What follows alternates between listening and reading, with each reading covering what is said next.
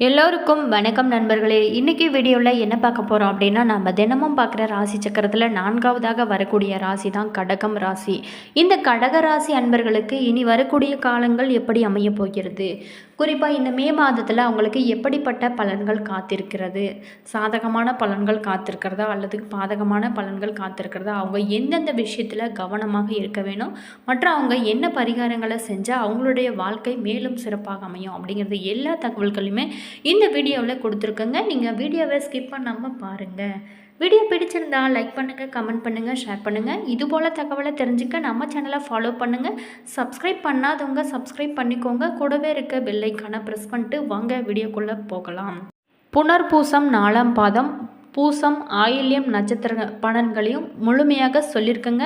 வீடியோவை கடைசி வரைக்கும் பாருங்கள். கடகராசி அன்பர்களுக்கு பொறுத்த வரைக்குமே கிரகநிலையை பார்த்தோம் அப்படின்னா, ராசியில் செவ்வாய், தன வாக்கு குடும்பஸ்தானத்தில் கேது, அஷ்டமஸ்தானத்தில் சனி, ராகு பாக்கியஸ்தானத்தில் சுக்கிரன், தொழில் ஸ்தானத்தில் சூரியன், புதன், லாபஸ்தானத்தில் குரு, சந்திரன் என வள வருகிறாங்க. இதனால் கிரக மாற்றங்கள் எப்படி அமைஞ்சிருக்கு அப்படின்னா, 11/5/2025 அன்று குரு பகவான் லாபஸ்தானத்தில் இருந்து அயன சயன போகஸ்தானத்துக்கு மாறுகிறாரு. 14/5/2025 அன்று குரு பகவான் தொழில் ஸ்தானத்தில் இருந்து லாபஸ்தானத்துக்கு மாறுகிறாரு.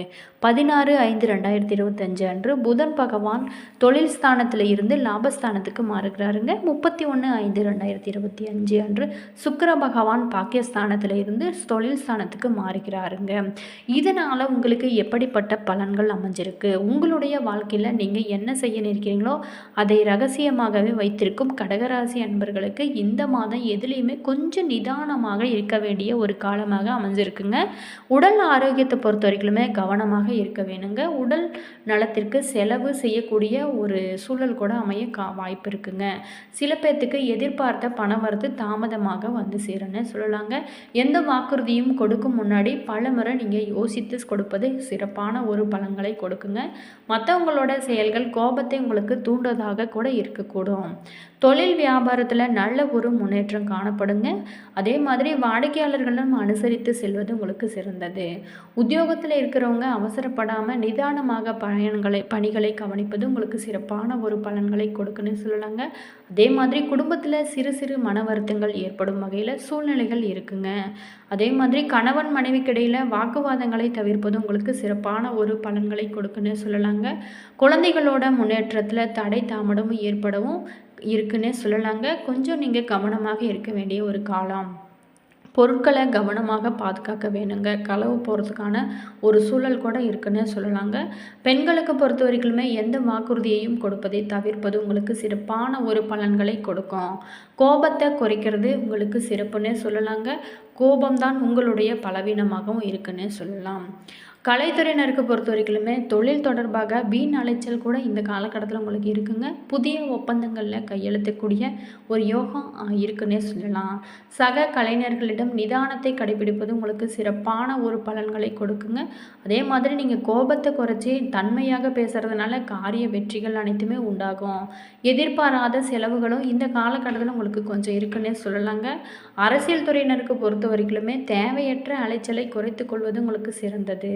எல்லா வகையிலுமே நன்மை உண்டாகும் கூட மற்றவங்களுக்கு உதவி செய்ய தூண்டும். பிரிந்து சென்றவங்களை மீண்டும் சந்திக்க கூட இந்த காலகட்டம் உங்களுக்கு சிறப்பாக இருக்குங்க. மாணவர்களுக்கு பொறுத்த வரைக்குமே கல்வியில் நல்ல ஒரு முன்னேற்றம் அடைய கவனமுடன் படிப்பது உங்களுக்கு சிறந்தது. அதுலேயுமே எதுலேயுமே இந்த காலகட்டத்தில் கொஞ்சம் கவனமாக இருக்கிறது உங்களுக்கு சிறப்பான ஒரு பலன்களை கொடுக்குன்னு சொல்லலாங்க. புனர்பூசம் 4ஆம் பாதம் நட்சத்திரத்தில் பிறந்த அன்பர்களுக்கு இந்த மாதம் தொழில் வியாபாரம் சிறிது மந்தமான நிலை காணப்பட்டால் கூட வருமானத்திற்கு குறையாத ஒரு நிலை இருக்குன்னே சொல்லலாங்க. போட்டிகள் பற்றிய கவலையும் விட்டுவிட்டு தொழில் வியாபாரத்தில் கவனம் செலுத்துவது உங்களுக்கு சிறப்பான ஒரு பலன்களை கொடுக்குங்க. அதே மாதிரி உத்தியோகத்தில் இருக்கிறவங்களுக்கு வெளியூர் மாற்றங்கள் உண்டாகவும் சில பேர்த்துக்கு வாய்ப்பு இருக்குங்க. சக ஊழியர்களிடம் பேசும்போது கோபப்படாமல் இருப்பது உங்களுக்கு நல்ல ஒரு பலன்களை கொடுக்குங்க. அதே மாதிரி யாரையுமே நீங்கள் பகைத்து கொள்ளாமல் இருக்கிறது உங்களுக்கு சிறந்ததுங்க. பூசம் நட்சத்திரத்தில் பிறந்த அன்பர்களுக்கு இந்த மாதம் குடும்ப உறுப்பினர்களிடம் இருந்து வந்த மனக்கசப்புகள் அனைத்துமே நீங்கி மகிழ்ச்சியான ஒரு நிலை காணப்படுன்னே சொல்லலாங்க. அதே மாதிரி கணவன் மனைவி ஒருவரை ஒருவர் அனுசரித்து செல்வது சிறந்ததுங்க. பேச்சுவார்த்தையில் கொஞ்சம் கவனம் வேணுங்க. ஏன்னா எல்லாத்துக்குமே சண்டைக்கு முக்கிய காரணமே அந்த பேச்சு தாங்க. பிள்ளைங்கிட்ட பேசும்போதும் நிதானமாக பேசுவது உங்களுக்கு சிறந்ததுங்க. காலத்தை பொறுத்த வரைக்குமே வண்டி வாங்கணும் வாங்குறது உங்களுக்கு சிறப்புன்னே சொல்லலாங்க. அதே மாதிரி அடுத்தவங்ககிட்ட வாக்குவாதத்தை தவிர்ப்பது உங்களுக்கு நல்ல ஒரு பலன்களை தருன்னு சொல்லலாம். அதே மாதிரி யார்கிட்ட பேசுகிறதா இருந்தாலும் சரிங்க, கொஞ்சம் கவனமாக பேசுகிறது உங்களுக்கு சிறந்ததாகவும் சொல்லப்படுதுங்க. ஆயில்யம் நட்சத்திரத்தில் பிறந்த அன்பர்களுக்கு இந்த மாதம் நீண்ட தூர தகவல்கள் நல்லவையாக அமைய போகுதுங்க. எதுலேயுமே கொஞ்சம் நிதானமாக செயல்பட்டால் உங்களுக்கு சிறப்பான ஒரு பலன் கொடுக்கும். அதிக கோபத்தால் வீண் பகை கூட உண்டாகக்கூடிய ஒரு காலன்னே சொல்லலாங்க. மற்றவங்களுக்கு உதவி செய்வதில் ஆர்வம் காட்டுவீங்கன்னே சொல்லலாம். பண வரத்தை பொறுத்த வரைக்குமே கொஞ்சம் தாமதப்படுங்க. கோபத்தை தவிர்ப்பது உங்களுக்கு சிறந்ததுங்க. பரிகாரமாக முருகப்பெருமானை கந்த சஷ்டி கவசம் சொல்லி வணங்கி வர அனைத்து பலன்களும் நன்மைகளும் வளங்களும் உங்களுக்கு உண்டாகுன்னு சொல்லலாங்க. சந்திராஷ்டமம் தினங்கள் 20, 21 இந்த நாட்களில் எச்சரிக்கையாக செயல்பட்டால் உங்களுக்கு இந்த மாதமானது யோகமான மாதங்களாக அமையுன்னு சொல்லலாம். வளர்ச்சிகளை சீராக அள்ளித்தருகின்ற சந்திரனை அதிபதியாக கொண்ட கடகராசி அன்பர்களுக்கு புதிய தொழில் தொடங்குவதற்கான ஏற்பாடுகளை இந்த காலகட்டத்தில் நீங்கள் செய்வீங்க. அரசியலில் முனைப்பு காட்டி சமுதாயத்தில் செல்வாக்கை அதிகரிக்கக்கூடிய ஒரு காலனே சொல்லலாங்க. அதே மாதிரி வீட்டில் சுப நிகழ்ச்சிக்கான ஏற்பாட்டை செய்யக்கூடிய ஒரு காலனே சொல்லலாங்க. சகோதரியின் திருமணத்தை கோலாகலமாக நடத்தக்கூடிய ஒரு காலமாக இருக்குன்னே சொல்லலாங்க. காலத்துக்கு ஏற்றவாறு வியாபார தந்திரங்களை கடைபிடிப்பீங்க. கூடவே இருந்த குளிப்பறிக்கும் நண்பர்களை தக்க நேரத்தில் கண்டுபிடித்து விலக்கி வைக்கக்கூடிய ஒரு காலனே சொல்லலாங்க. வீடு கட்டுவதற்காக மன இடம் வாங்கக்கூடிய ஒரு யோகங்களும் இந்த காலகட்டத்தில் உங்களுக்கு இருக்குன்னே சொல்லலாங்க. அதே மாதிரி அரசாங்கத்திடம் இருந்து கிடைக்க வேண்டிய கான்ட்ராக்ட் தள்ளி போவதனால சங்கடப்படுவீங்க. கொடுக்கல் வாங்கலில் மிக எச்சரிக்கையாக இருந்தால் பிரச்சனைகள் அனைத்துமே வராமல் நீங்கள் தப்பிக்கலாங்க. அதே மாதிரி நீங்கள் வாகனங்களில் போகும்போதும் மிகுந்த எச்சரிக்கையாக இருப்பது உங்களுக்கு சிறப்பான ஒரு பலன்களை தருணே சொல்லலாங்க. ஆலய திருப்பணிகளுக்கு பண உதவியும் இந்த காலகட்டத்தில் நீங்கள் செஞ்சு வருவீங்கன்னு சொல்லலாம். தஞ்சை பிரகதீஸ்வரர் பெருமாளை வழிபடுங்க. நெஞ்சத்து ஆசைகள் அனைத்துமே நிறைவேறும்னு சொல்லலாங்க. அது மட்டும் இல்லாமல் இந்த கடகராசி அன்பர்களுக்கு பொறுத்த வரைக்குமே உங்களுடைய வாழ்வில் பல கஷ்டங்களை நீங்கள் சந்திச்சு வந்திருப்பீங்க. கடகராசிக்குரிய நவகிரக நாயகன் சந்திர பகவான். எனவே கடகராசிக்கார நண்பர்கள் தங்களோட ராசிக்குரிய திங்கட்கிழமைகளில் சிவபெருமான் கோவிலில் சிவனுக்கு பாலாபிஷேகம் செய்து வழிபடுவது அவர்களோட கிரக தோஷங்கள் அனைத்துமே நீங்கன்னே சொல்லலாங்க. கர்ம தோஷங்கள் போன்றவற்றையும் நீக்கும். அது மட்டும் இல்லாமல் பௌர்ணமி தினங்களில் முன்னிரவு தினத்தில் வானில் தோன்றும் பூரண சந்திரனின் தரிசனம் செய்து வருவதும் உங்களோட மனதில் நேர்மறை சக்திகளை நிரம்ப செய்யுன்னு சொல்லலாங்க. சந்திர பகவான் ஒரு மனிதரோட தாயாருக்கு காரகநகராகிறார்.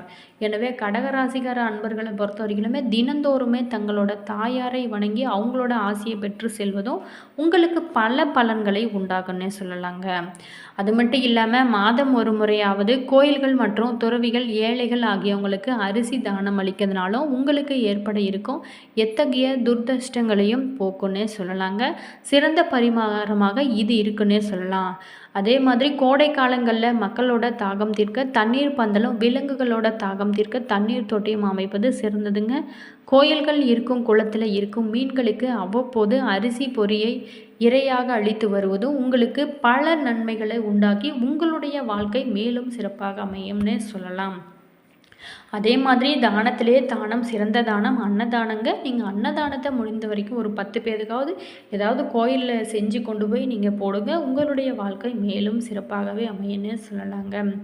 என்ன நண்பர்களே, இந்த வீடியோவில் கடகராசி அன்பர்களுக்கு இனி வரக்கூடிய காலங்கள் எப்படி அமைய போகிறது அப்படிங்கிறத பற்றி பார்த்துங்க. இந்த வீடியோ நிச்சயமாக உங்களுக்கு பல பயனுள்ள தகவல்களை தந்திருக்குன்னு நினைக்கிறேன். வீடியோ பிடிச்சிருந்தா லைக் பண்ணுங்கள், கமெண்ட் பண்ணுங்கள், ஷேர் பண்ணுங்கள். இதுபோல் தகவல்களை தெரிஞ்சுக்க நம்ம மாஸ் மல்டி மீடியா சேனலை சப்ஸ்கிரைப் பண்ணிக்கோங்க. கூடவே இருக்க பெல் ஐக்கானையும் ப்ரெஸ் பண்ணிக்கோங்க. அப்போ தான் நாங்கள் போடுற ஒவ்வொரு வீடியோ உங்களுக்கு உடனுக்குடன் நோட்டிஃபிகேஷனாக வந்து சென்றடையுங்க. உங்களுடைய கருத்துக்கள் என்ன அப்படிங்கிறத மறக்காமல் கமெண்ட் பாக்ஸ் செக்ஷனில் பதிவிடுங்க. அது மட்டும் இல்லாமல் உங்களுக்கு ஜோதிட ரீதியான ஏதாவது டவுட் இருந்துச்சுன்னா டிஸ்கிரிப்ஷனில் நம்பர் கொடுத்துருங்க. நீங்கள் தாராளமாக கால் பண்ணி கேட்டு தெரிஞ்சுக்கலாம். உங்களுடைய ஜோதிட ரீதியான பிரச்சனைகளுக்கு தீர்வு சொல்லப்படுறாங்க. நீங்கள் தாராளமாக கால் பண்ணி கேட்டு தெரிஞ்சுக்கலாங்க. கடகம் ராசி அன்பர்களாக இருந்தால் மறக்காமல் உங்களுடைய கருத்துக்கள் என்ன அப்படிங்கிறத எங்கள் கூட ஷேர் பண்ணிக்கோங்க. நவகிரகங்களில் இருக்கும் சந்திர பகவானை நீங்கள் வணங்கி வாங்க. உங்களுடைய வாழ்க்கை மேலும் சிறப்பாகவே அமையன்னு சொல்லலாங்க. சிவபெருமான் கோயிலுக்கு சென்று சிவனோட அருளையும் பெறுங்க. வாழ்த்துக்கள்ங்க. உங்களுடைய கருத்துக்கள் என்ன அப்படிங்கிறது எங்கள் கூட மறக்காமல் கமெண்ட் பாக்ஸ் செக்ஷனில் பதிவிடுங்க. All views. தேங்க்யூ.